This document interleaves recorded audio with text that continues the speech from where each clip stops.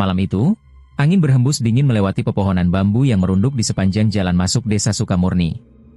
Desa yang biasanya tenang kini diselimuti hawa mencekam. Warga satu persatu menutup pintu rapat-rapat, tak ada suara tawa anak-anak, hanya ada bunyi dedaunan gemetar dan gelegar petir sesekali menyambar dari kejauhan. Di ujung utara desa, tepat di bawah kaki bukit, berdiri sebuah gubuk tua yang konon tak pernah tersentuh sinar matahari. Di sanalah tinggal seseorang yang telah lama menjadi bisik-bisik warga, Mbah Resa, dukun santet tersakti yang dulu sempat menghilang dan kini kembali dengan kekuatan yang lebih menyeramkan. Banyak yang percaya, kembalinya Mbah Resa membawa kutukan baru bagi Sukamurni. Pak Karto semalam ditemukan menggigil di tengah sawah, matanya melotot seperti melihat hantu, ujar Bu Yanti sambil memeluk anaknya. Dan tadi subuh, Ayu anak Bu Samin muntah darah tanpa sebab. Kabar itu sampai ke telinga Ustadz Ruhban, seorang kiai sepuh yang dihormati seantero desa. Meski usianya telah senja, wajahnya tetap teduh dan sorot matanya tajam.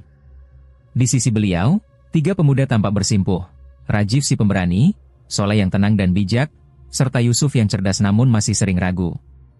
Rajiv, Soleh, Yusuf, saatnya kalian mengerti bahwa ilmu yang kalian pelajari selama ini bukan hanya untuk diri kalian sendiri, ujar Kiai Ruhban sambil menatap mereka satu persatu.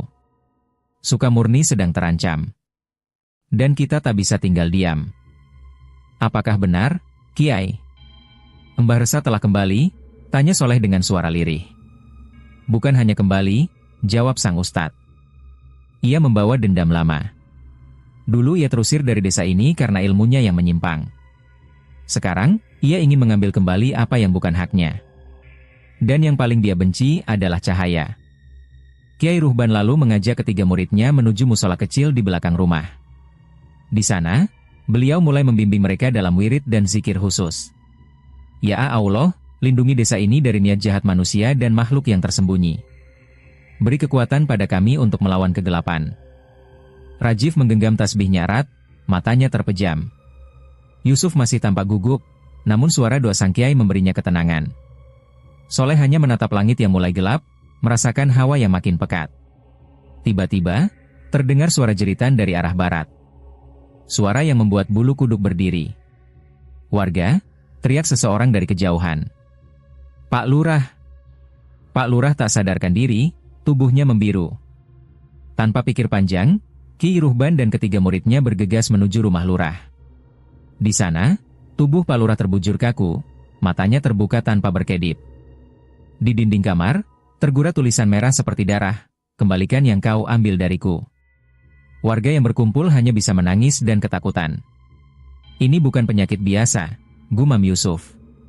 Bukan, jawab sang kiai dengan suara rendah. Ini peringatan dari Mbah Resa. Dan ini baru permulaan. Keesokan harinya, langit tak menunjukkan cahaya mentari.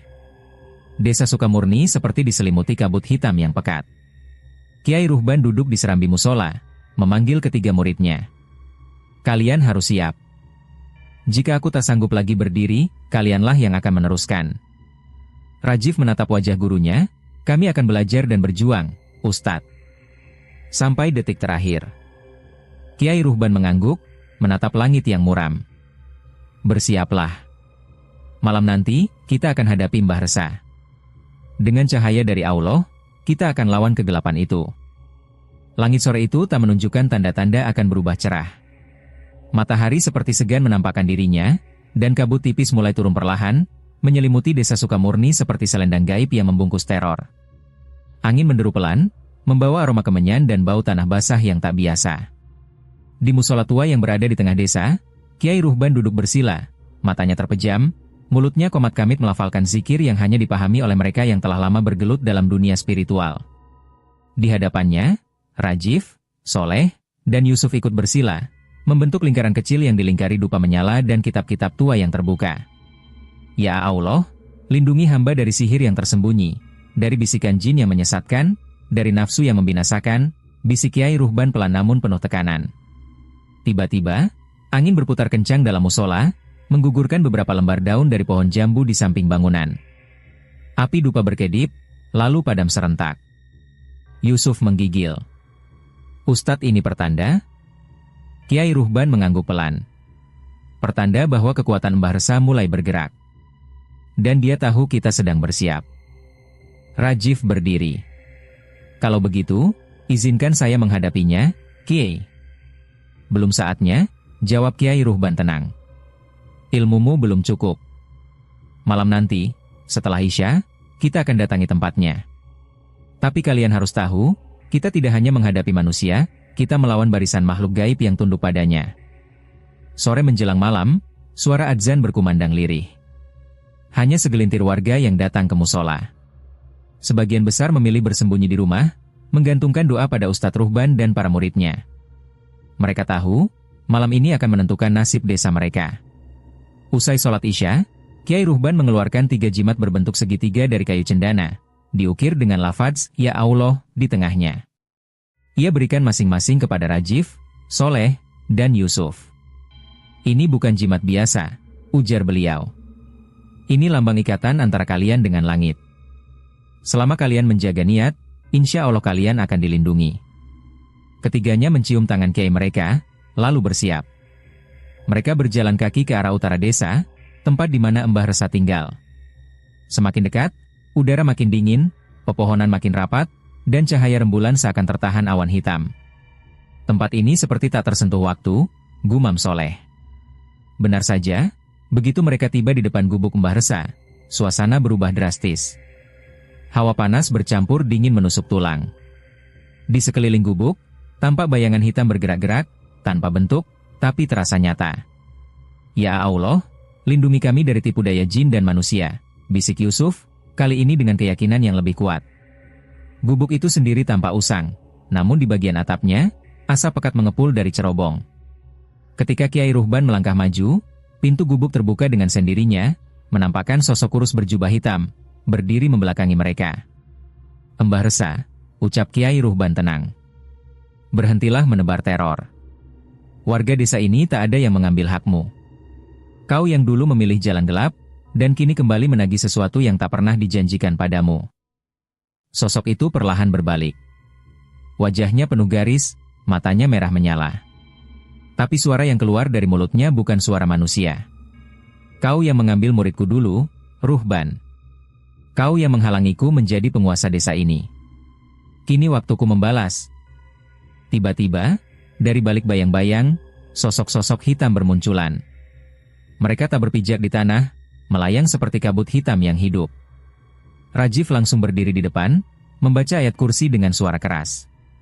Yusuf mengikuti dengan surah Al-Falah, sementara Soleh meletakkan tangannya di dada, menyatukan tenaga batin yang diajarkan gurunya. Bacalah dengan hati kalian, seru Kiai Ruhban.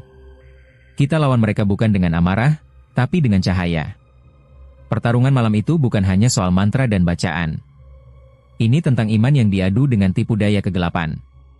Tentang 3 pemuda yang baru diuji untuk pertama kalinya, dan seorang kiai sepuh yang sadar malam ini bisa saja menjadi malam terakhirnya berdiri. Pertarungan malam itu bukan hanya soal mantra dan bacaan. Ini tentang iman yang diadu dengan tipu daya kegelapan. Tentang 3 pemuda yang baru diuji untuk pertama kalinya, dan seorang kiai sepuh yang sadar malam ini bisa saja menjadi malam terakhirnya berdiri. Dan saat langit benar-benar gelap gulita tanpa seberkas cahaya pun, tiba-tiba suara keras bergema dari gubuk itu. Satu ledakan cahaya putih menyala dari tubuh Kiai Ruhban. Mbah Resa terhuyung. Para bayangan kegelapan menjerit dan malam pun benar-benar berubah. Ledakan cahaya putih yang muncul dari tubuh Kiai Ruhban menggetarkan bumi. Tanah tempat mereka berdiri bergetar pelan, udara seakan berhenti mengalir. Suara jeritan dari makhluk-makhluk bayangan menggema ke segala arah, seperti ribuan suara menjerit dari alam yang tak kasat mata. Gubuk tua milik Mbah Resa retak, dan atapnya runtuh sebagian.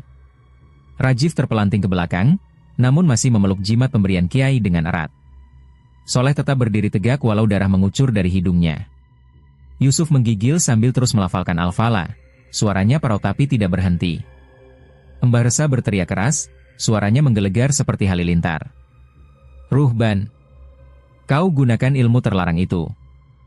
Kiai Ruhban berdiri tenang, sorot matanya menyala terang dalam gelap. Ini bukan ilmu terlarang, Mbah Resa. Ini cahaya dari Allah yang dijaga dengan kesabaran dan keikhlasan. Kau takkan sanggup melawannya. Tiba-tiba, tanah di sekeliling mereka terbuka. Asap hitam mengepul, dan dari dalam lubang muncul sosok-sosok seperti manusia, tapi dengan kulit hangus dan mata merah. Mereka adalah para tumbal yang dulu dikorbankan Mbah Resa dalam ritual-ritual hitamnya. Kini mereka muncul sebagai penjaga kegelapan. Rajiv, Soleh, Yusuf. Sekarang waktunya, seru Kiai Ruhban. Perang ini bukan lagi milikku. Ini ujian kalian. Rajiv maju, tubuhnya masih goyah, tapi suaranya mantap. Ya Allah, beri hamba kekuatan untuk memukul hancur tipu daya iblis ini. Ia mengangkat tangan kanan, dan jimat kayu segitiga yang tergantung di lehernya bergetar hebat. Cahaya kecil muncul dari tengah jimat, lalu meledak menjadi sinar yang menerangi sekeliling. Makhluk hangus yang hendak menyerangnya mundur dan meraung. Soleh mengangkat kedua tangannya, lalu berlutut dan bersujud, membaca zikir dalam napas yang dalam dan berat. Ya Allah, hanya Engkau pelindung kami, musnahkan mereka yang menyakiti umatmu. Dari tubuhnya, hawa sejuk menyebar. Daun-daun berguguran, dan tanah yang retak mulai kembali menyatu. Makhluk-makhluk hitam kehilangan kekuatannya dan jatuh satu persatu seperti boneka yang dipotong talinya. Sementara itu, Yusuf menatap Mbah Resa yang kini berdiri sendiri di tengah pusaran kekuatan gelap yang mulai menghilang. Aku takut tapi aku percaya pada guru kami, katanya lirih. Lalu ia melangkah maju, mengangkat kedua tangannya, dan memekik, Ya Allah! Binasakan ilmu yang tak engkau ridha ini. Pagi menyingsing pelan di atas desa Sukamurni. Kabut tipis masih menggantung di antara pepohonan, dan embun membasahi rerumputan yang memeluk jejak semalam. Penduduk desa mulai keluar dari rumah, dengan wajah was-was, bertanya-tanya tentang kejadian semalam. Tapi satu hal yang pasti, udara terasa lebih ringan. Aroma kematian dan ketakutan yang biasanya menggantung di setiap sudut desa, kini telah tersapu angin pagi. Di serambi musola, Kiai Ruhban duduk bersama 3 muridnya. Luka-luka mereka telah dibalut, namun kelelahan masih tergambar jelas di wajah masing-masing. Yusuf memandangi tangannya yang gemetar, sementara Soleh memejamkan mata, mulutnya terus melafalkan tasbih. Rajiv tampak diam, tapi matanya tajam, seolah masih waspada akan bahaya yang mungkin belum benar-benar sirna. Ustadz, Rajiv memecah keheningan, apa ini sudah benar-benar selesai? Kiai Ruhban menarik napas dalam. Belum. Apa yang kita hadapi semalam hanya ujung rantai. Mbah Resa bukan akar dari semua kegelapan ini. Dia hanya satu dari 5 orang yang dulu terikat perjanjian dengan bangsa jin dari timur. Ketiganya terdiam. Yusuf berbisik, apa maksud Ustadz, bangsa jin dari timur? Dulu, saat aku masih muda, ujar Kiai Ruhban, matanya menerawang jauh, di sebuah desa dekat pesisir, ada 5 orang dukun sakti yang mempelajari ilmu hitam dari kitab tua yang mereka dapatkan di hutan Kalimantan. Kitab itu ditulis bukan oleh manusia biasa, tapi oleh jin bernama Ranggawiru, makhluk dari keturunan Ifrit yang haus darah dan suka menukar kekuasaan dengan tumbal manusia. Mbah Resa salah satunya, tanya Soleh. Benar, jawab sang kiai. Tapi dia bukan yang paling kuat. Masih ada 4 lainnya. Dan salah satunya ada di balik kematian orang-orang yang dilaporkan hilang di desa sebelah bulan lalu. Yusuf menggertakkan gigi. Lalu apa yang harus kita lakukan sekarang, Ustadz? Menunggu, jawab Kiai Ruhban lirih. Tapi tak hanya itu. Kalian harus mulai belajar satu ilmu yang belum pernah kalian sentuh. Ia berdiri, lalu masuk ke dalam ruang kecil di belakang musola, tempat ia menyimpan pusaka dan kitab-kitab warisan dari para guru terdahulu. Beberapa menit kemudian, ia keluar membawa satu kotak kayu tua yang dibungkus dengan kain putih. Kotak itu ia letakkan di tengah mereka. Perlahan kainnya ia buka, memperlihatkan kitab bersampul kulit, berwarna hitam dan bertuliskan aksara Arab gundul dengan tinta emas yang mulai pudar. Di bagian tengahnya, terukir lafaz, Ya Allah, dalam lingkaran kecil. Ini adalah kitab Al-Hikmah Nurani, ucap Kiai Ruhban. Kitab ini diturunkan dari guru ke guru, hanya kepada mereka yang akan mewarisi amanah besar. Ilmu dalam kitab ini adalah benteng bagi siapapun yang akan berhadapan dengan para ahli sihir dan bangsa jin pembangkang. Mereka bertiga menunduk penuh takzim. Rajiv dengan gemetar bertanya, apa Ustadz akan menyerahkannya kepada kami? Aku hanya penjaga sementara, ujar sang kiai.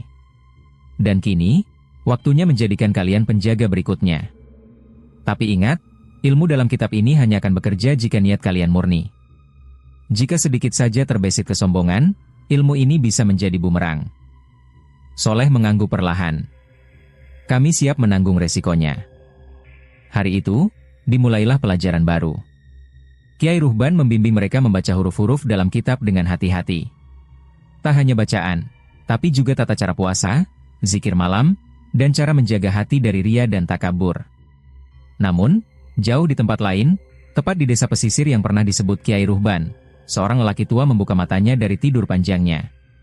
Lelaki itu berdiri dari tikar pandan, lalu menatap ke arah utara, ke arah desa Sukamurni. Mulutnya menyeringai. Ruhban masih hidup rupanya dan mulai menurunkan ilmunya, bisiknya. Ia lalu mengambil kendi berisi darah dari bawah ranjang, dan menuangkannya ke dalam mangkuk tanah liat. Ia melafalkan mantra dalam bahasa yang tak dikenali manusia biasa. Dari dalam asap dupa yang pekat, muncullah sosok bayangan tinggi besar, dengan mata merah menyala. Panggil yang tersisa, waktunya perang baru dimulai. Angin dari arah selatan bertiup lebih kencang dari biasanya. Ombak di pesisir mulai tak terkendali, menggulung dan menghantam batu karang dengan suara menggelegar.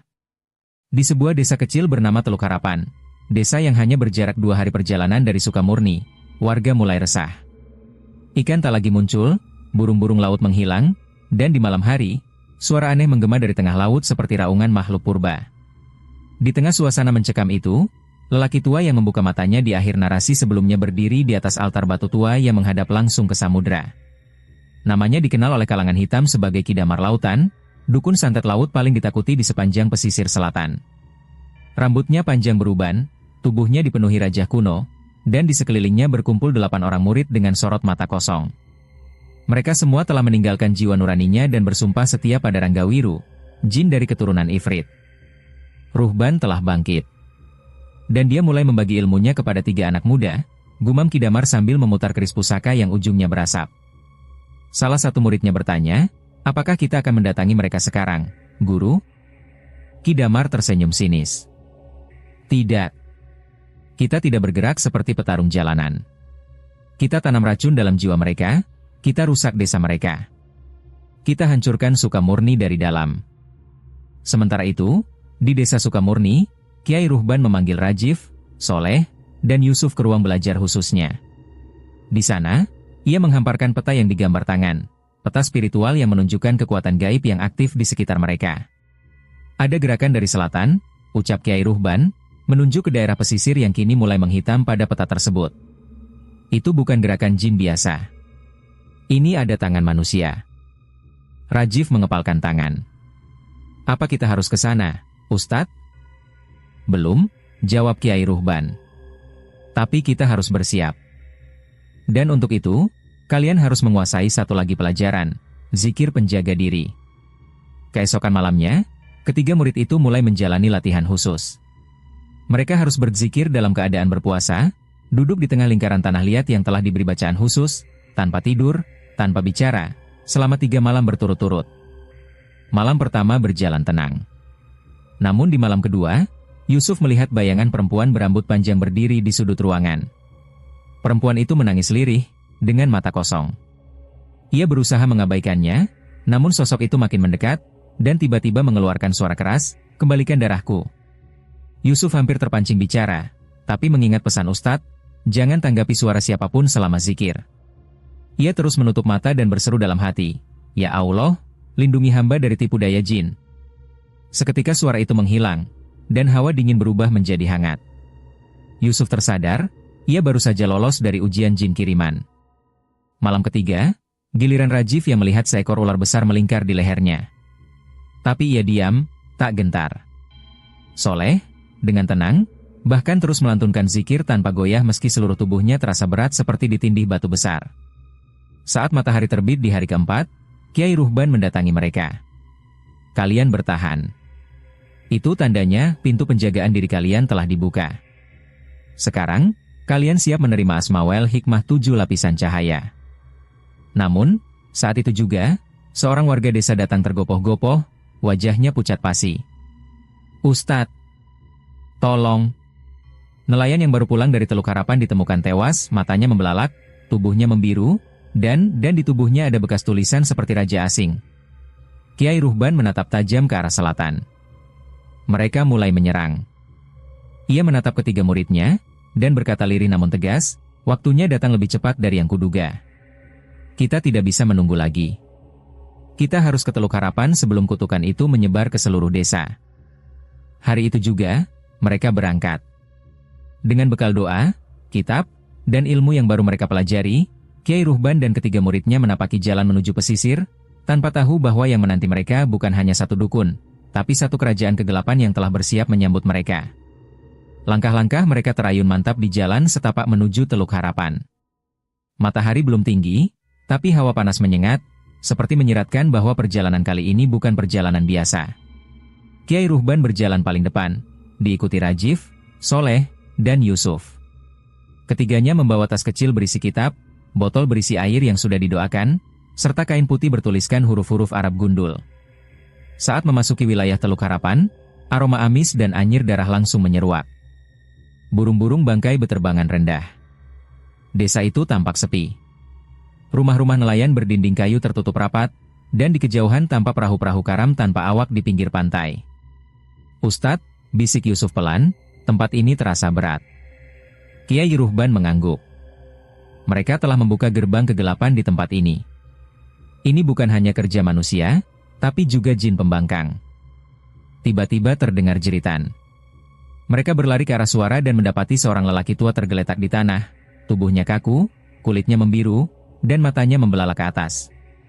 Di dadanya, tergores raja aneh berbentuk spiral bersilang, seperti simbol dari dunia lain. Soleh merunduk dan berbisik, "Ya Allah, ampuni kami." Rajif menutup mata korban dengan kain putih, sementara Kiai Ruhban menyentuh tanah di sekitar tubuh itu. Ia membaca pelan, lalu berkata, "Kutukan ini ditanam melalui air." Mereka memanfaatkan gelombang laut untuk menyebarkannya. Yusuf menatap laut yang kini terlihat menghitam. Apakah itu sebabnya ikan-ikan mati dan perahu karam? Kiai Ruhban mengangguk. Air laut telah dicemari oleh darah tumbal dan mantra pemanggil jin. Ki Damar sedang membangun kekuatan. Tapi kita datang sebelum semua sempurna. Malam itu, mereka memutuskan bermalam di musola kecil yang terletak di pinggir desa. Warga setempat enggan keluar, tapi seorang anak muda bernama Fadli akhirnya mendekat. Ia ketakutan, namun suaranya tegas. "Ustadz, tolong desa kami. Kakakku hilang semalam. Ia pergi ke dermaga dan tak kembali. Waktu kami temukan sandalnya, di situ ada bercak darah dan kulit sisik aneh." Kiai Ruhban menatap anak muda itu dalam-dalam. "Fadli, jangan takut. Kebenaran akan datang bersama cahaya. Malam ini, kami akan berjaga." Menjelang tengah malam, mereka menggelar tikar di serambi musola. Lilin dinyalakan di 4 sudut, dan Kiai Ruhban membimbing murid-muridnya membaca zikir Nurul Kolbi, zikir perlindungan yang mengikat cahaya pada tubuh mereka. Baru beberapa menit zikir berjalan, angin mendadak berhenti. Langit cerah berubah gelap. Asap hitam muncul dari laut, merayap ke daratan.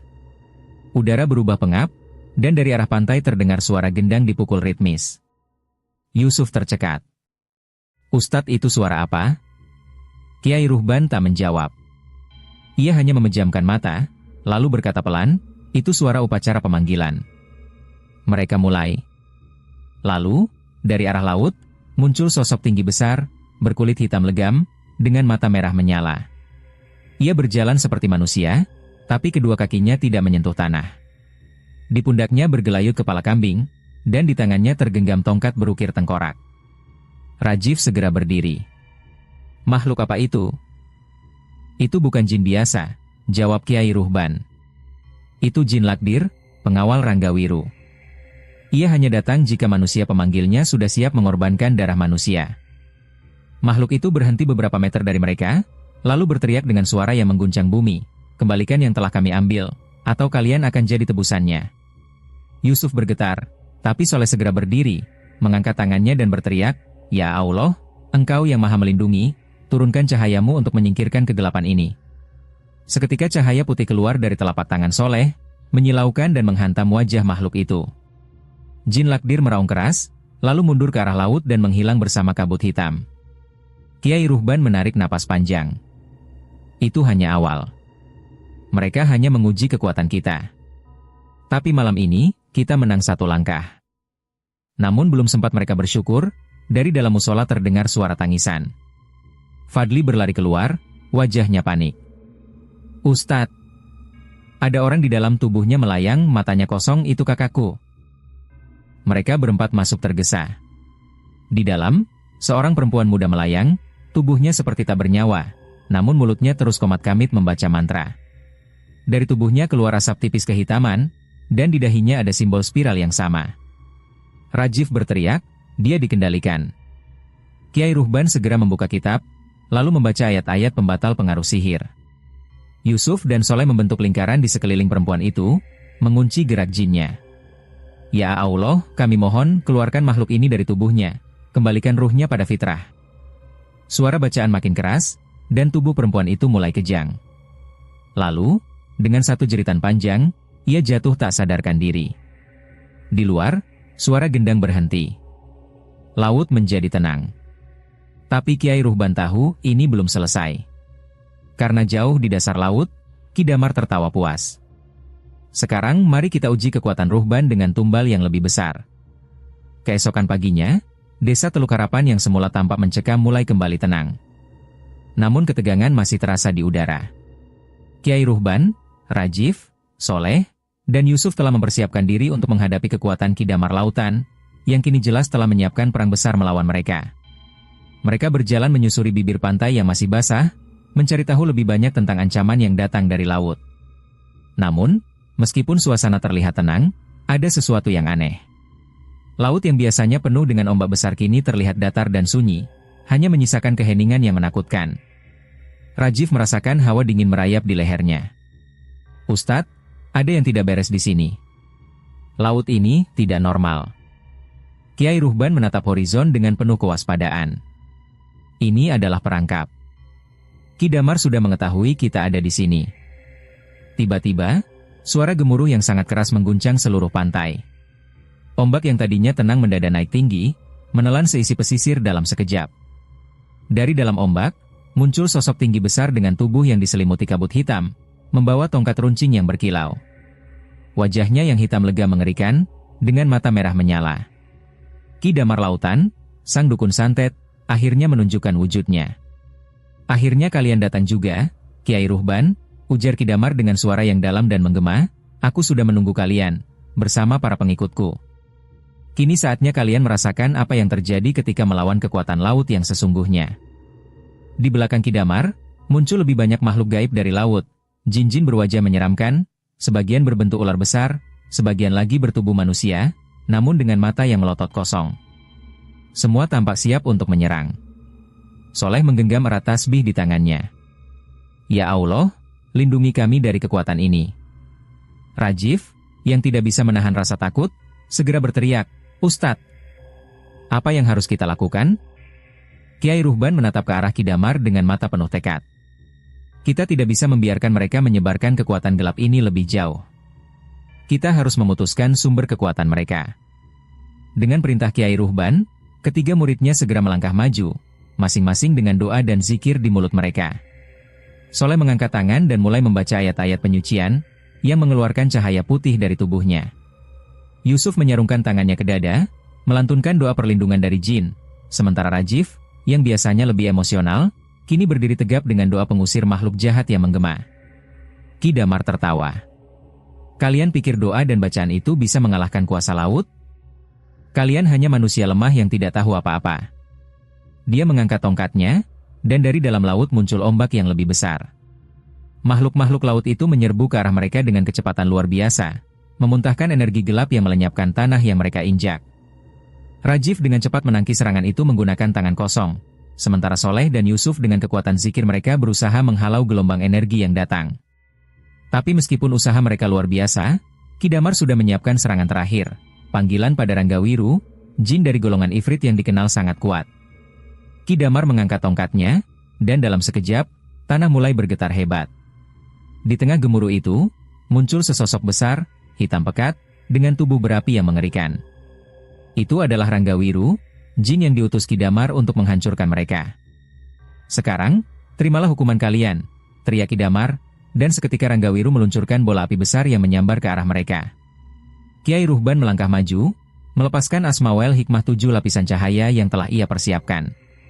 Cahaya itu melingkupi tubuhnya dan ketiga muridnya, melindungi mereka dari api yang membakar. Namun, Kekuatan Ranggawiru sangat besar, dan Kiai Ruhban tahu bahwa mereka hanya bisa bertahan untuk sementara. Rajiv, Soleh, Yusuf, teriak Kiai Ruhban, kalian harus menutup pintu masuk dari kekuatan Ranggawiru. Bacakan doa pemutus ikatan ini.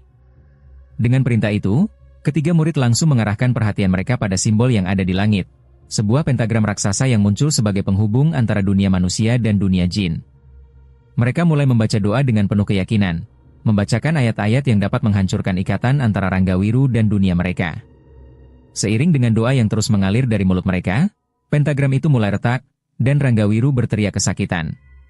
Ki Damar, yang merasa kekuatannya mulai melemah, berusaha mengalihkan perhatian mereka dengan serangan gelombang laut yang lebih besar. Namun, Ki Ruhban tidak gentar. Dengan sekali ayunan tangan, ia mengeluarkan sakti Nurul Kolbi, sebuah serangan spiritual yang memancar keluar dari tubuhnya, mengarah langsung pada Ki Damar. Gelombang besar menghantam, dan tubuh Ki Damar terpental ke belakang, terlempar jauh ke dalam laut yang kini mulai bergejolak. Ranggawiru, yang sudah kehilangan kekuatan penghubungnya, meledak menjadi asap hitam yang terbawa angin. Laut yang sebelumnya mengerikan kini perlahan kembali tenang. Ki Damar berusaha bangkit, namun tubuhnya sudah sangat lemah. Aku tidak akan menyerah, bisik Ki Damar dengan sisa-sisa kekuatannya. Namun, sebelum ia bisa berbuat apa-apa, Kiai Ruhban mengangkat tangan, membaca doa dengan suara penuh wibawa, "Ya Allah, jadikanlah laut ini saksi, bahwa kami membasmi kejahatan yang datang dari sana. Hancurkan semua yang berhubungan dengan kebatilan ini." Sekejap, Ki Damar yang sedang mencoba mengumpulkan tenaga terakhirnya terhenti, tubuhnya mulai membeku dan menghilang ke dalam laut yang kembali tenang. Kemenangan ini tidak datang tanpa harga. Namun, Kiai Ruhban dan ketiga muridnya tahu, perang ini belum berakhir. Mereka hanya berhasil memutus sebagian dari kekuatan Ki Damar, dan mereka harus terus waspada. "Pencapaian kalian luar biasa," kata Kiai Ruhban dengan suara berat, menatap ketiga muridnya. "Tapi ini baru permulaan. Kita harus menjaga desa kita dari ancaman yang lebih besar lagi." Keheningan kembali menyelimuti pesisir Teluk Harapan. Ombak yang sebelumnya mengamuk kini tampak tenang, dan langit mulai cerah. Meskipun mereka baru saja menang, Kiai Ruhban dan ketiga muridnya tidak bisa merasa sepenuhnya lega. Kemenangan mereka atas Ki Damar Lautan hanya merupakan babak pertama dari perjuangan panjang yang menanti. Mereka duduk bersila di pantai, memandangi laut yang kembali terlihat tenang. Kiai Ruhban memimpin zikir, membaca doa-doa perlindungan untuk menguatkan batin mereka dan memohon agar diberikan petunjuk dalam menghadapi ancaman yang lebih besar. Rajiv, yang sejak awal tampak penuh semangat, kini duduk dengan lebih tenang, menyadari betapa besar ujian yang telah mereka hadapi. Soleh, dengan matanya yang khusyuk, terus memperhatikan gurunya, menanti petunjuk lebih lanjut. Sementara Yusuf, yang sejak pertama kali menginjakkan kaki di desa ini, selalu merasa cemas, kini mulai bisa menenangkan dirinya, meskipun hatinya masih dipenuhi tanya. "Ada yang ingin kalian tanyakan?" tanya Kiai Ruhban, suara lembut namun penuh wibawa. Rajiv mengangguk. "Ustadz, kita telah menang, tapi Ki Damar jelas bukan satu-satunya ancaman yang ada di dunia ini. Apa yang harus kita lakukan selanjutnya?" Kiai Ruhban menatap ketiga muridnya dengan mata penuh makna. Ki Damar adalah dukun yang sangat kuat, namun ia bukan yang paling kuat. Di balik semua ini, ada kekuatan yang lebih besar, lebih gelap, dan lebih licik. Kalian harus siap untuk menghadapi ujian yang jauh lebih berat. Soleh, yang sudah mengerti banyak tentang jalan spiritual, bertanya, "Apakah itu berarti kita harus lebih mempersiapkan diri lagi?" "Benar," jawab Kiai Ruhban. "Ki Damar adalah bagian dari aliran ilmu hitam yang mengandalkan kekuatan dari dunia jin. Tapi di balik itu semua, ada penguasa yang lebih besar. Kalian harus belajar untuk memperkuat hati dan pikiran, serta memperdalam ilmu-ilmu yang akan membuat kalian semakin dekat dengan Allah." Yusuf menunduk. "Ustadz, kami belum siap. Kami merasa ilmu yang kami miliki masih sangat sedikit." Kiai Ruhban tersenyum lembut. "Ilmu tidak akan berguna jika kalian tidak memiliki hati yang ikhlas. Kekuatan sejati datang dari niat yang bersih dan kesetiaan pada jalan Allah. Kalian harus memperkuat hati kalian, menghilangkan segala keraguan yang ada di dalam diri. Hanya dengan begitu kalian bisa menghadapi apapun yang akan datang." Rajiv bertanya, "Bagaimana jika mereka kembali, Ustadz? Bagaimana kita menghadapi kekuatan yang lebih besar?" Kiai Ruhban menghela napas, lalu memandang ke arah desa yang kini tampak lebih damai. Kalian telah menunjukkan bahwa kalian mampu menghadapi mereka. Tapi untuk kekuatan yang lebih besar, kalian harus melangkah lebih jauh. Kita akan melanjutkan pelatihan di dalam gua spiritual yang ada di kaki gunung. Di sana, kita akan melakukan tahajud dan sholat hajat, meminta petunjuk langsung dari Allah. Dengan perintah Kiai Ruhban, mereka segera bersiap-siap untuk melanjutkan perjalanan. Gua spiritual yang dimaksud terletak di kaki Gunung Sukamurni, tempat yang telah lama dianggap keramat oleh penduduk setempat. Di sanalah para orang tua spiritual melakukan meditasi dan berdoa untuk mendapatkan petunjuk tentang jalan hidup mereka. Perjalanan menuju gua itu tidak mudah. Mereka harus melewati hutan lebat yang penuh dengan makhluk gaib dan berbagai rintangan alam lainnya. Setiap langkah terasa semakin berat, namun semangat Kiai Ruhban dan ketiga muridnya tak pernah padam. Sesampainya di gua, mereka memulai ritual yang telah dipersiapkan. Kiai Ruhban membuka kitabnya, membaca ayat-ayat suci dengan penuh penghayatan. Soleh, Rajif, dan Yusuf pun mengikuti, masing-masing dengan doa yang sama-sama mengharapkan petunjuk. Ya Allah, kami memohon padamu, tunjukkanlah jalan yang benar. Kami bersedia berkorban demi jalanmu yang penuh cahaya. Lindungi kami dari segala fitnah dan godaan yang datang. Berjam-jam berlalu, dan gua itu terasa semakin sunyi. Cahaya lilin yang mereka bawa hampir padam, namun Kiai Ruhban tetap melanjutkan doa dan zikirnya dengan penuh konsentrasi. Ketiga muridnya, meski lelah, tetap setia mengikuti. Tiba-tiba, dari dalam gua, sebuah suara terdengar. Suara itu seperti berasal dari dalam bumi, dalam dan bergema. Kalian datang untuk meminta petunjuk. Tetapi, ingatlah, setiap jalan yang kalian pilih akan membawa konsekuensinya.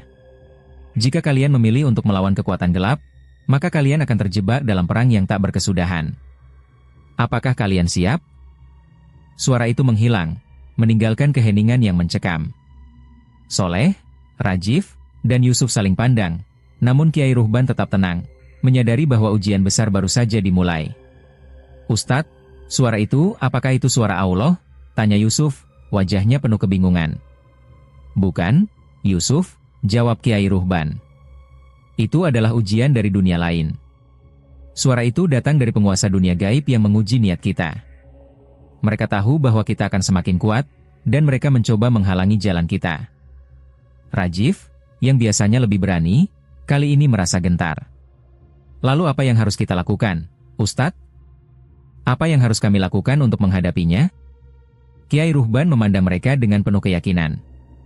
Kita harus terus berdoa, terus berusaha untuk menguatkan hati kita, dan terus mendekatkan diri pada Allah. Karena hanya dengan Allah kita bisa melewati segala rintangan ini. Di dalam gua spiritual yang sunyi itu, Kiai Ruhban, Rajif, Soleh, dan Yusuf melanjutkan meditasi mereka dengan penuh ketekunan. Walaupun tubuh mereka lelah dan pikiran semakin berat, mereka tahu bahwa mereka harus terus berdoa dan mendekatkan diri pada Allah. Namun, malam itu, sesuatu yang tak terduga terjadi.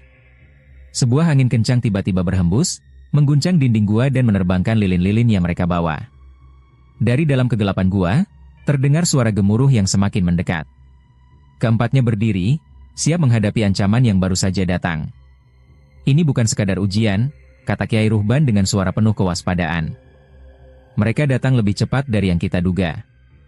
Soleh, yang merasa ada yang tidak beres, melangkah maju. Ustadz, apakah kita bisa bertahan dari ini?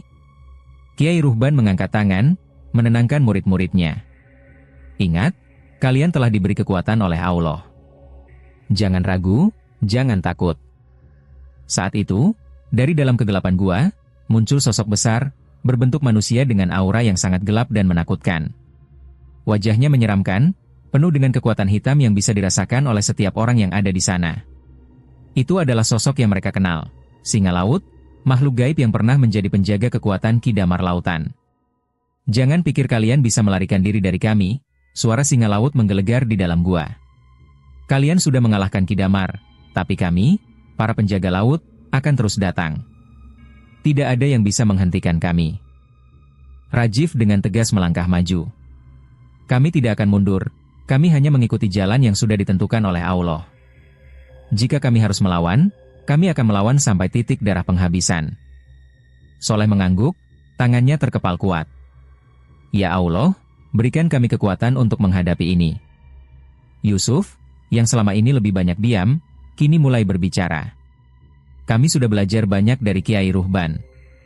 Kami siap menghadapi segala tantangan, termasuk yang ini. Singa laut tertawa mengejek.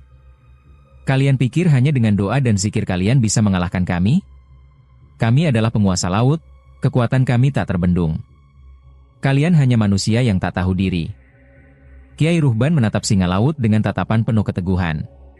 Kami tahu diri kami tahu jalan yang kami pilih, dan kami tahu siapa yang kami ikuti. Kekuatan kalian tak akan bertahan lama, karena Allah lebih kuat dari segala kekuatan yang kalian miliki. Dengan sekali gerakan, Kiai Ruhban mengangkat kedua tangannya, dan cahaya putih yang sangat terang muncul dari tubuhnya. Cahaya itu menyelimuti gua, mengusir kegelapan yang ada. Singa laut merasa tersentak, seolah kekuatan gelapnya terhalang oleh cahaya yang keluar dari Kiai Ruhban. Rajif, Soleh, dan Yusuf segera mengikuti gerakan gurunya.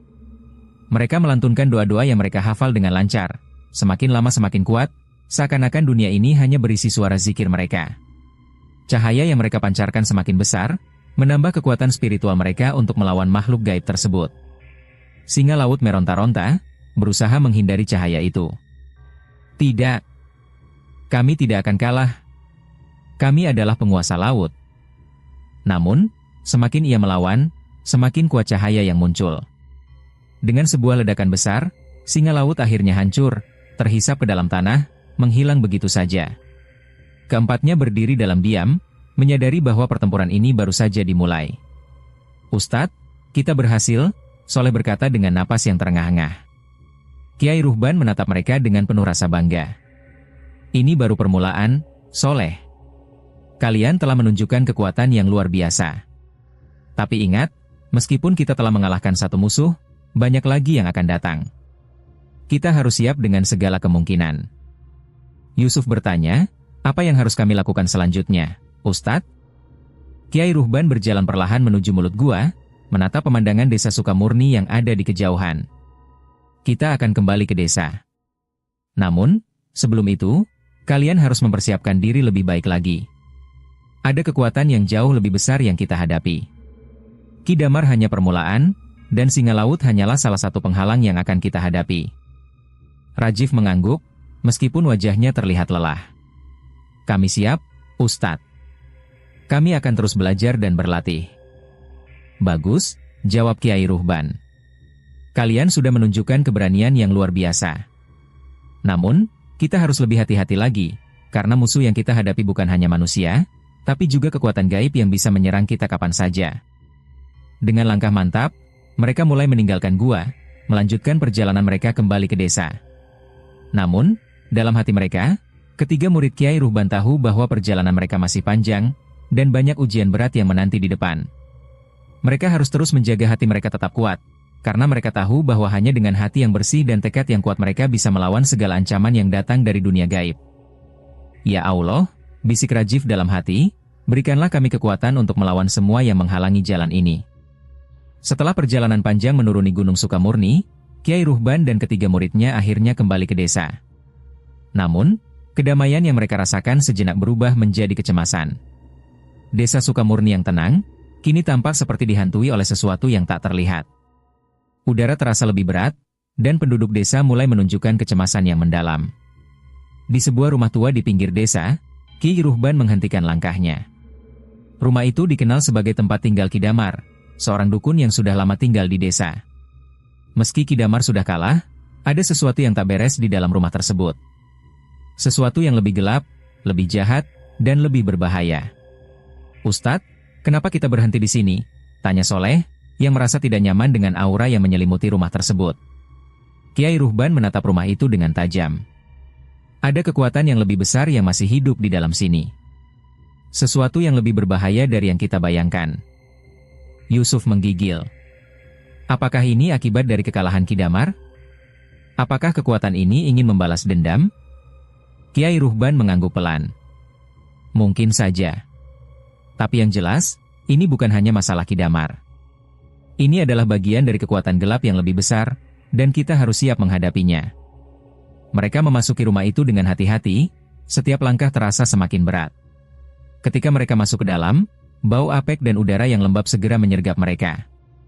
Rumah itu tampak kosong, namun ada perasaan bahwa mereka sedang dipantau oleh sesuatu yang tak tampak. Tiba-tiba, sebuah suara keras terdengar, menggema di seluruh rumah. Kalian pikir kalian sudah menang? Kalian pikir kekalahan Ki Damar akan menghentikan kami? Tidak.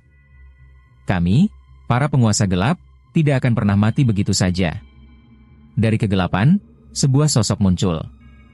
Itu adalah sosok pria bertubuh tinggi besar dengan wajah tertutup kain hitam, hanya menyisakan sepasang mata merah yang menyala. Suaranya bergetar dengan kekuatan jahat yang luar biasa. "Siapa kamu?" tanya Kiai Ruhban dengan tenang, meskipun dalam hatinya ia merasakan bahaya yang mendalam. "Saya adalah penjaga terakhir dari aliran ini," jawab sosok itu dengan suara berat. "Kalian telah mengalahkan Ki Damar, tetapi kalian tidak akan bisa mengalahkan saya. Saya adalah pelindung dari semua kekuatan gelap ini. Dan kalian akan menjadi bagian dari dunia kami." Rajiv melangkah maju, menatap sosok itu dengan penuh ketegasan. "Kami tidak takut dengan kalian. Kami hanya mengikuti jalan yang benar, jalan Allah. Kami akan mengalahkan kalian, sama seperti kami mengalahkan Ki Damar." Soleh, dengan mata yang penuh keyakinan, menambahkan, "Kami tidak akan berhenti. Tidak peduli betapa besar kekuatan yang kalian miliki, kami akan tetap berjuang." Yusuf, yang biasanya lebih tenang, kali ini merasakan sesuatu yang sangat kuat dalam dirinya. "Kami akan melawanmu. Tidak ada yang bisa menghentikan kami."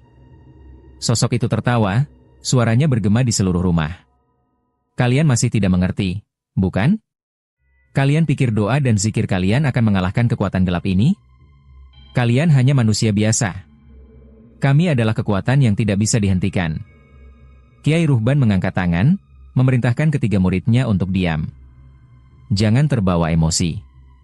Kekuatan mereka memang besar, tetapi jika kita terus berpegang pada jalan Allah, kita akan menang." Dengan sebuah isyarat, Kiai Ruhban mulai membaca doa dengan suara lembut namun penuh kekuatan. "Ya Allah, kami memohon perlindungan-Mu. Berikan kami kekuatan untuk menghadapi segala bentuk kejahatan yang ada di dunia ini. Lindungi kami dari segala godaan dan tipu daya yang mereka sembunyikan." Ketiga muridnya segera mengikuti, membaca doa dengan penuh konsentrasi. Energi spiritual mereka terhubung, membentuk kekuatan yang semakin besar. Cahaya yang datang dari tubuh mereka bersinar terang, mengusir kegelapan yang memenuhi ruangan. Sosok itu mulai terhuyung mundur, wajahnya berubah semakin gelap, seolah cahaya yang mereka pancarkan mulai menghancurkan kekuatan gelap yang ia bawa. "Tidak. Kalian tidak akan bisa mengalahkan kami," sosok itu berteriak dengan marah. Namun, Kiai Ruhban tetap tenang. "Kami tidak mengalahkanmu. Kami hanya mengikuti jalan yang benar. Jalan yang diterangi oleh Allah." Tiba-tiba, dengan sebuah ledakan besar, sosok itu hancur menjadi serpihan hitam yang menghilang begitu saja. Rumah yang sebelumnya gelap dan menakutkan kini kembali tenang, meski suasana tetap terasa mencekam. Soleh, Rajiv, dan Yusuf terdiam, masih terkejut dengan pertempuran yang baru saja mereka alami. Mereka saling pandang, mengetahui bahwa meskipun mereka telah mengalahkan sosok tersebut, ancaman masih ada di luar sana. Kiai Ruhban menghela napas, tatapannya penuh kebijaksanaan. "Ini belum berakhir. Kita baru saja menghadapi satu bagian dari kekuatan gelap ini. Mereka akan terus datang. Tetapi, kalian telah menunjukkan bahwa kalian siap. Kalian sudah kuat." Rajiv, yang merasa ada tanggung jawab besar, bertanya, "Ustadz, apa yang harus kita lakukan sekarang?" Kiai Ruhban tersenyum, wajahnya penuh kebanggaan. "Kita akan terus berlatih, terus berdoa, dan terus menjaga hati kita tetap bersih. Musuh yang kita hadapi adalah musuh besar, tetapi dengan keimanan yang teguh, kita akan selalu diberi jalan oleh Allah." "Ya Allah," Yusuf berkata, menundukkan kepala dengan penuh ketulusan, "kami akan terus berjuang di jalan-Mu." Dengan langkah pasti, mereka meninggalkan rumah itu, kembali ke desa Sukamurni, siap menghadapi segala tantangan yang akan datang. Mereka tahu bahwa perjalanan mereka masih panjang, dan banyak rintangan yang harus mereka lewati, namun semangat mereka tetap tak tergoyahkan, karena mereka percaya bahwa dengan Allah di sisi mereka, tak ada yang mustahil. Keempatnya kini kembali ke desa Sukamurni, meski tubuh mereka lelah dan hati mereka dipenuhi dengan perasaan cemas. Meski pertempuran mereka baru saja dimulai, mereka tahu bahwa ancaman dari kekuatan gelap masih mengintai. Namun, Kiai Ruhban sudah mempersiapkan mereka untuk menghadapi hal ini dengan kesabaran dan keyakinan yang mendalam pada jalan yang mereka pilih. Malam itu, di dalam pesantren, Kiai Ruhban mengumpulkan ketiga muridnya di sebuah ruangan yang penuh dengan kitab-kitab kuno.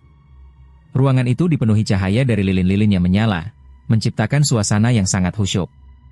Rajif, Soleh, Yusuf, Kiai Ruhban memanggil mereka satu persatu. Kalian telah menunjukkan keberanian luar biasa. Kalian telah menghadapinya dengan kekuatan yang tidak hanya berasal dari kekuatan fisik, tetapi dari kekuatan spiritual yang datang dari Allah. Tapi perjalanan ini belum selesai. Bahkan, ujian terbesar kalian baru akan dimulai. Mereka bertiga menatap gurunya dengan penuh perhatian.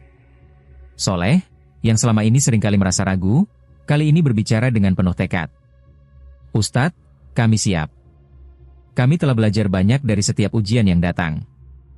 Kami ingin terus berjalan di jalan ini. Kiai Ruhban tersenyum, merasa bangga. Kalian telah melewati ujian pertama dengan baik. Tetapi musuh yang lebih besar akan datang. Dan kali ini, kalian akan dihadapkan pada tantangan yang tidak hanya menguji fisik dan spiritual, tetapi juga hati dan niat kalian. Rajif, yang dikenal paling tegas di antara mereka, menundukkan kepala. Kami mengerti, Ustadz. Kami tidak takut, meskipun kami tahu jalan ini akan penuh dengan rintangan. Kami hanya ingin melanjutkan langkah kami dalam mencari ilmu dan mengabdi kepada Allah. Kiai Ruhban mengangguk pelan. Bagus. Kalian telah siap. Karena, dalam pertempuran yang akan datang, kalian akan menghadapi musuh yang sangat kuat, dan itu bukan hanya sekadar dukun atau makhluk gaib. Ini adalah ujian yang akan menguji sampai ke inti hati kalian. Tiba-tiba, sebuah suara misterius terdengar dari luar ruangan. Suara itu seolah mengingatkan mereka bahwa bahaya belum berlalu. Keempatnya segera berdiri, merasakan adanya ancaman yang mendekat. Ustadz, apa itu? Tanya Yusuf, suaranya sedikit bergetar. Tenang, jawab Kiai Ruhban, suaranya penuh ketenangan. Itu adalah salah satu ujian yang datang dari dunia gaib. Mereka akan mencoba menguji kita dengan cara apapun. Kita harus siap. Tanpa berkata lebih banyak, Kiai Ruhban berjalan keluar dari ruangan, diikuti oleh ketiga muridnya. Mereka menuju halaman pesantren, di mana udara malam yang dingin terasa semakin berat. Ketika mereka melangkah keluar, mereka melihat sebuah cahaya merah menyala di kejauhan. Cahaya itu datang dari arah hutan yang terletak di luar desa. Kita harus ke sana, kata Kiai Ruhban, tatapannya serius. Itu adalah tanda dari kekuatan gaib yang datang untuk menguji kita. Keempatnya segera berjalan menuju hutan, dan semakin dekat mereka mendekati cahaya itu, semakin terasa adanya sesuatu yang tidak wajar. Semakin lama, suara-suara aneh mulai terdengar, suara bisikan yang memanggil mereka. Kalian tidak akan bisa menang. Kalian akan hancur seperti yang lain. Rajif menggenggam erat tongkatnya, bersiap menghadapi apapun yang ada di depan. Kami akan tetap berdiri tegak. Kami tahu jalan kami, dan kami tidak takut. Kiai Ruhban mengangguk. Ini adalah ujian terakhir untuk kalian, sebelum kalian benar-benar siap untuk menerima warisan ilmu yang saya miliki. Kalian akan bertemu dengan musuh yang sangat kuat, dan hanya dengan keikhlasan hati dan kekuatan doa, kalian bisa mengalahkannya. Mereka tiba di tengah hutan, di tempat di mana cahaya merah itu berasal. Di depan mereka, berdiri sosok yang sangat besar, dengan mata yang menyala merah seperti api. Sosok itu adalah dukun santet yang sangat kuat, yang telah lama menguasai kekuatan hitam dan menebar teror di seluruh desa. Jadi, kalian datang juga, kata dukun santet itu dengan suara yang mengerikan. Kalian pikir kalian bisa mengalahkan saya dengan doa dan zikir kalian? Kalian hanya manusia lemah yang tidak tahu siapa lawan kalian. Kiai Ruhban berdiri tegak, tidak terpengaruh oleh ancaman itu. Kami tidak takut padamu. Kami hanya mengikuti jalan Allah, dan jalan itu tak akan bisa dihentikan oleh siapapun. Dukun santet itu tertawa. Kalian percaya bahwa Allah akan melindungi kalian? Jangan bodoh. Aku sudah menguasai segala kekuatan gaib di dunia ini. Aku bisa menghancurkan kalian dalam sekejap. Rajif maju dengan penuh keberanian. Kami akan berjuang untuk kebenaran. Tidak peduli apa yang terjadi, kami akan terus berjuang. Soleh dan Yusuf berdiri di samping Rajif, siap untuk melawan. Mereka semua memusatkan energi spiritual mereka, membaca doa dengan lantang. Ya Allah, kami memohon kekuatan-Mu untuk mengalahkan kejahatan ini. lindungilah kami dari segala bentuk kejahatan yang ada. Cahaya dari tubuh mereka mulai menyala semakin terang, mengalahkan kegelapan yang datang dari dukun santet.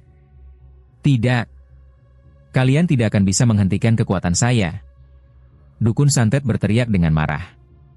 Namun, semakin mereka membaca doa, semakin kuat cahaya yang mereka pancarkan. Dukun santet itu mulai terhuyung mundur, semakin lama semakin lemah, hingga akhirnya ia hancur menjadi abu yang tertiup angin. Semua kekuatan hitam yang ia bawa pun menghilang begitu saja. Kiai Ruhban menatap ketiga muridnya, matanya penuh kebanggaan. Kalian telah melampaui ujian ini. Kalian telah membuktikan bahwa kalian siap untuk menerima warisan ilmu yang saya miliki. Rajiv, Soleh, dan Yusuf merasa lega, namun mereka tahu bahwa ini bukanlah akhir dari perjalanan mereka. Ini hanyalah awal dari tugas yang lebih besar yang menanti mereka di masa depan. Kiai Ruhban kemudian berdiri di depan mereka, memberi nasihat terakhir. Kalian telah membuktikan bahwa kalian siap. Ilmu yang saya wariskan kepada kalian adalah warisan yang tidak hanya bisa digunakan untuk melawan musuh fisik, tetapi juga untuk menjaga hati kalian tetap bersih dan tulus. Jangan pernah lupakan itu. Ya Allah, kata mereka bertiga, bersyukur atas kesempatan yang diberikan. Dengan langkah mantap, mereka kembali ke desa Sukamurni, siap untuk terus menjaga dunia dari kekuatan gelap yang mungkin akan muncul lagi di masa depan. Pagi itu, udara desa Sukamurni terasa lebih sejuk daripada biasanya. Meskipun mereka baru saja menghadapi ujian berat dan kekuatan gelap yang mengerikan, Kiai Ruhban merasa bahwa ketiga muridnya sudah siap untuk menghadapi apapun yang akan datang. Mereka berempat duduk bersama di ruang dalam pesantren, tempat yang biasa mereka gunakan untuk bermusyawarah dan berdiskusi. Kiai Ruhban menatap ketiga muridnya, wajahnya tampak penuh kebijaksanaan. Rajiv, Soleh, Yusuf. Kalian telah melalui banyak ujian. Kalian telah mengalahkan musuh yang datang dengan kekuatan gelap, dan kalian telah membuktikan bahwa kalian siap untuk ilmu yang akan saya wariskan. Murid-muridnya menundukkan kepala, mendengarkan setiap kata yang keluar dari mulut sang ustadz. Di dalam hati mereka, rasa syukur dan kebanggaan bercampur. Ini adalah kesempatan yang langka, dan mereka tidak akan menyia-nyiakannya. Ustadz, kami merasa sangat kecil dibandingkan dengan ilmu yang Ustadz miliki, kata Rajiv dengan tulus. Kami tidak tahu bagaimana bisa membalas semua bimbingan ini. Kiai Ruhban tersenyum lembut. Tidak ada yang harus dibalas, Rajiv. Ilmu yang saya berikan adalah untuk kebaikan umat, bukan untuk kesombongan. Ilmu ini bukan hanya untuk kalian, tetapi untuk orang-orang yang membutuhkan, yang akan kalian bantu di sepanjang hidup kalian. Kalian harus ingat, ilmu yang kalian miliki adalah amanah.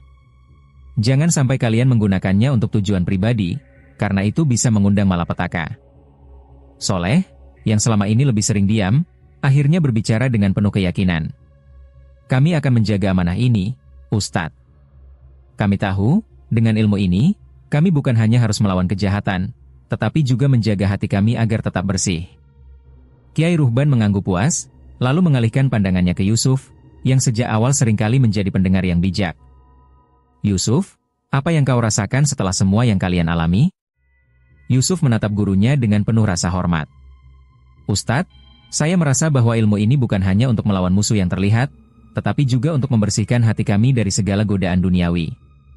Kami harus selalu ingat untuk berpegang pada Allah dalam setiap langkah kami. Benar, jawab Kiai Ruhban, suaranya mengandung kekuatan spiritual yang mendalam. Ilmu yang saya wariskan kepada kalian adalah ilmu yang berasal dari Allah dan hanya bisa digunakan untuk tujuan yang mulia. Setiap kali kalian menghadapi musuh, ingatlah bahwa musuh terbesar adalah hawa nafsu kalian sendiri. Jika kalian mampu mengalahkan hawa nafsu, kalian akan mampu mengalahkan segala bentuk kejahatan yang datang dari luar. Rajiv menatap gurunya dengan mata penuh rasa ingin tahu. Ustadz, apakah itu artinya kami harus menjalani kehidupan seperti ini selamanya? Terus berjuang melawan kejahatan yang tak pernah berakhir? Kiai Ruhban menghela napas, tatapannya jauh seperti menatap masa depan. Iya, perjalanan ini tidak akan pernah selesai. Kekuatan gelap selalu ada di sekitar kita. Setiap kali kalian merasa yakin bahwa dunia ini sudah aman, itu berarti kalian harus lebih waspada lagi. Kekuatan gelap bisa muncul kapan saja, dan bisa datang dalam bentuk apapun. Namun, selama kalian menjaga hati dan niat kalian, Allah akan selalu memberikan perlindungan. Soleh, yang biasanya pendiam, mengangguk penuh pengertian. Kami siap untuk menjalani ini, Ustadz. Kami akan menjaga hati kami agar tetap bersih dari segala godaan. Kiai Ruhban tersenyum, bangga dengan ketiga muridnya. Inilah saatnya, kalian akan menerima ilmu yang saya wariskan. Ini adalah ilmu yang tak terlihat oleh mata, tetapi akan membimbing kalian di setiap langkah. Ilmu yang saya wariskan bukan hanya tentang cara bertarung atau melawan kekuatan gelap, tetapi juga tentang bagaimana menjadi insan yang lebih baik, lebih dekat kepada Allah. Rajiv, Soleh, dan Yusuf menundukkan kepala, menyadari betapa besar amanah yang ada di pundak mereka. Kiai Ruhban melanjutkan, kalian akan menerima ilmu ini dalam bentuk yang tidak akan kalian dapatkan di dunia ini. Saya akan menuntun kalian untuk menerima warisan ini melalui doa dan zikir yang penuh ketulusan. Ilmu ini akan membantu kalian memahami dunia gaib dan memberikan kekuatan untuk melawan segala bentuk kejahatan. Dengan gerakan yang penuh ketenangan, Kiai Ruhban memulai ritual pengajaran terakhir. Dia mengangkat tangannya, dan ketiga muridnya mengikuti gerakannya. Kiai Ruhban memanjatkan doa, "Ya Allah, aku memohon dengan tulus, berikanlah kepada mereka kekuatan yang lebih besar. Berikanlah ilmu yang tak terlihat oleh mata, yang akan membimbing mereka di jalan yang benar. Jadikanlah mereka cahaya bagi umat, dan lindungilah mereka dari segala godaan dan kejahatan." Soleh, Rajiv, dan Yusuf menutup mata mereka, merasakan getaran spiritual yang kuat memasuki tubuh mereka. Mereka merasa seolah-olah seluruh dunia ini menghilang, hanya ada mereka bertiga dan Allah. Mereka merasakan kehadiran yang sangat kuat, sebuah kekuatan yang lebih besar dari apapun yang pernah mereka bayangkan. Setelah beberapa saat, Kiai Ruhban membuka matanya. Kalian sudah menerima ilmu ini. Ilmu ini bukan untuk kalian gunakan dengan sembrono. Ilmu ini hanya akan bekerja jika hati kalian tetap bersih dan niat kalian tetap lurus. Jika kalian lupa, ilmu ini akan hilang, dan kalian akan kembali seperti sebelum menerima ilmu ini. Rajiv mengangguk, merasakan kedalaman kata-kata gurunya. Kami akan menjaga ilmu ini dengan sebaik-baiknya, Ustadz.